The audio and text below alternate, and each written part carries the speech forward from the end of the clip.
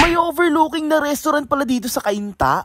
Grabe, di ba? Padayo nga pala kami sa may Brookside. Ang pangalan nga pala ng restaurant na to, Kubo Grill. Search mo na lang sa Waze, malapit lang yan eh. Oh. And alfresco nga pala yung dining nila. Kaya talagang maradama mo yung lamig sa may taas eh. Oh. Kitang-kita mo kung gaano kaganda yan eh. Oh. May free parking pala sila dyan. Yung in-offer nila sa amin na pizza bundle. Perfect na perfect to para sa mahilig sa mga may cream cheese na pizza eh. Oh. Talagang damang-dama mo yung lasa niyan eh. Marami nga rin pala silang in-offer na drinks dito. Kaya marami kang option. Pero syempre ako coffee pa rin. Meron din silang shake and kahit any refreshing meron yan sila. Syempre ang in-order ko yung caramel macchiato dahil favorite ko yan. Kaso naman matapang siya tapos creamy. Perfect na perfect to para sa coffee lover eh. Naman yung kanilang Kubo bundle. Perfect na perfect to sa magbabarkada o pamilya eh. Oh. Meron na nga pala yung crispy pata, pansit, tapos kanin, tapos rib. And may libre na rin parang 1.5 yan ha. Grabe, di ba? Crispy pata nila. Malambot na tapos crispy pa ha. Sa lasa niya, hindi siya tinipid sa seasoning ha. Talagang may lasa siya. Baby back ribs nga pala nila, malambot na at malasa. Kaya talagang panalo na rin eh. Oh. Order ng a la carte dito. Marami nga rin pala silang pwedeng pagpilian.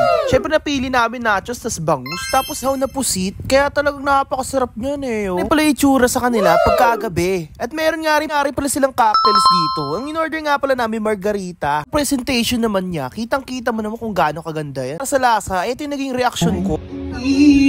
Tapang. Kaya rin pala nakakanta dito. Nagkataon nung nabutan namin may kumakanta eh. Maraming salamat nga pala sa Kubo Grill sa pag-invite sa akin dito. More videos, pa-like and share na lang nga pala itong post na to para mas marami pa tayong content.